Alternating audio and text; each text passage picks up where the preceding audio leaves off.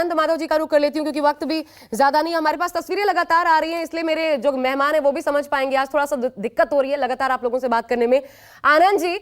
लेकिन ये आप बताइए क्या चल रहा है, कितने अभी तक इंटैक्ट, आप क्या बहुमत जो पास करना है नीतीश कुमार को उसमें फेल होंगे, सरकार गिरेगी, क्या मान के चल रहे हैं? दूसरा, अगर गठबंधन इतना मजबूत है तो फिर किडनैपिंग क्यों की जा रही है अपने विधायकों को इंटैक्ट रखने के लिए, जो आरोप आप लोगों पर लगाया गया चेतन आनंद को लेकर?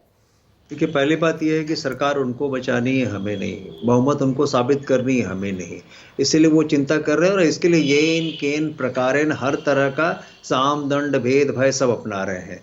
ये जो आप चेतन आनंद का बार बार उदाहरण दे रही थी, ये भी प्रकरण उसी का एक हिस्सा है। आप देखिए, वो न सिर्फ अपने विधायकों पर दबाव डाल रहे हैं, न सिर्फ अपने विधायकों का मुंह बंद कर रहे हैं, बल्कि वो विपक्ष के जो विधायक हैं उनके ऊपर भी डोरे डाल रहे हैं। ये उनकी फितरत है। यही कारण है कि जो हम लोगों ने अपने विधायकों को समेट के रखा, इसका सबसे बड़ा कारण यही था, क्योंकि इनके ऊपर कोई भरोसा नहीं है कि सत्ता में जाने के लिए ये कुछ भी करेंगे, लेकिन ये तय है कि पलटी मार के ऊपर नहीं, ये समझा कैसे जाए कि आप किडनैप कर रहे हैं कि वो करवा रहे हैं? ये कैसे समझा जाएगा? उनके तो भाई, समझा जाएगा ना। देखिए, पुलिस किसकी है, किस तरह से वो पुलिस लेके आए थे 3 बजे रात में, पहले आरोप लगाया, पुलिस तो सीधे नहीं पहुंच गई। अब ये किस दबाव में आए, ये भी आपको पता होना चाहिए ना, किस दबाव में उन्होंने आरोप लगाया, किस तरह से उन्होंने काम किया, ये भी बात है। दूसरी बात ये है कि देखिए, जनता में तो इन्होंने विश्वास खो ही दिया है, और अब सदन में भी क्या स्थिति होगी वो आपको पता चल ही जाएगा थोड़ी देर में।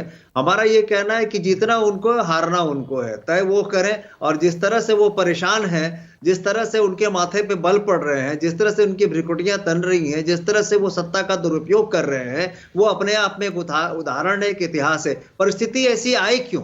लोकतंत्र की जननी बिहार को इस तरह से तार तार करने का, जो विधायकों को चौराहे पे आपने खड़ा कर दिया, ये परिस्थिति आई क्यों? ये सिर्फ एक व्यक्ति के कारण आई, उनके स्वार्थ के कारण आई, उनकी सत्ता लोलुपता के कारण आई। अब इसको नया इतिहास माफ करेगा।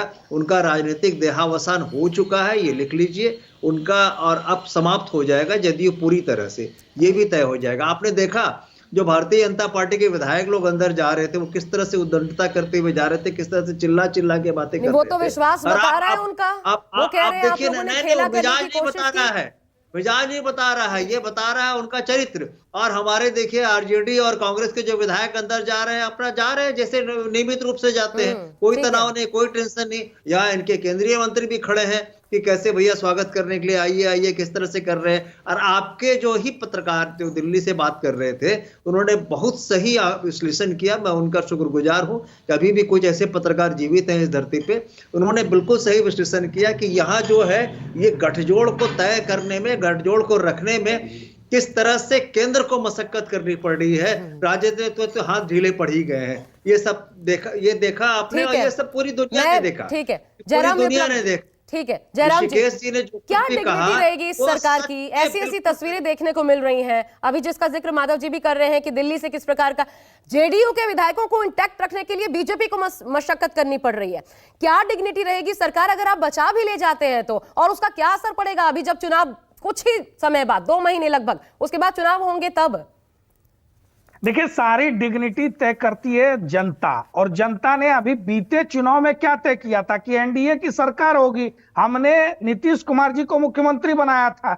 2022 में जनादेश का अपहरण हुआ, और उस अपहरण को पुनः वापस ला करके अपने सरकार को, जनता के जनादेश को स्थापित करने का काम हमने किया है।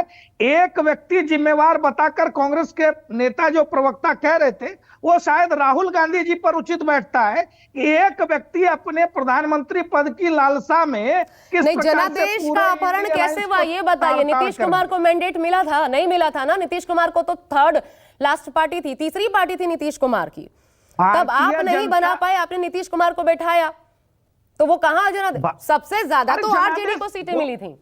आशा जी, घोषित करके हमने नीतीश कुमार जी का चेहरा घोषित करके चुनाव लड़ा था, और एनडीए को बहुमत मिला था। आज तक राष्ट्रीय जनता दल अपने बूते कभी चुनाव जीत पाई है? इनको कभी अकेले बहुमत नहीं मिल सकता, इसलिए जोड़ तोड़ करके एक बार तेजस्वी के सीएम बनने की लालसा पूरी करना चाहते हैं। आपके अंदर, आपके अपने पार्टी के विधायकों में कितनी नाराजगी थी, आप भूल सकते हैं क्या? अभी भी कितनी नाराजगी थी जब आप जुड़े, क्या इससे इनकार कर सकते हैं आप?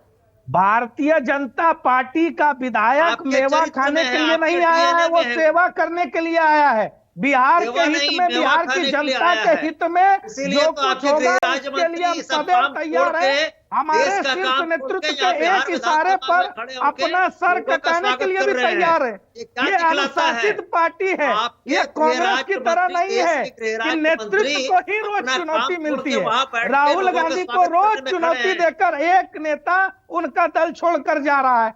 लंबी फेहरिस्त है। कल भी दो नेताओं को इन्होंने पार्टी से निकाला। नहीं, जो अरे 3 ही लोग बचेंगे, राहुल गांधी, सोनिया अब आप गांधी, राहुल, प्रियंका अब वो वाड्रा। वहां मत जाइए, बिहार की हम बात आपको करते हैं। अंदाजा हो यहाँ जाएगा यहाँ कि तो ये खींचना भोपू पड़ के रहा है साथ आपको कौन ना कौन जयराम रहेगा, जी। जनता बता देगी। आपका भोपू अब बंद अरे होने वाला है। जनता तो आपको आपकी आपका हैसियत भोंपू रोज बंद बताती होने है। वाला है। 3 चुनाव में 0 आ गया। ठीक है, आपको समझ में आ लगातार- जाएगा ना क्यों आया, लगातार ये सब 14वीं जानते बार हैं। रीलॉन्च ज्यादा करने के वक्त बाद नहीं है, राहुल ज्यादा गांधी फेल हो प्रेमराज गए। जी, मैं आप दोनों को रोक रही हूँ।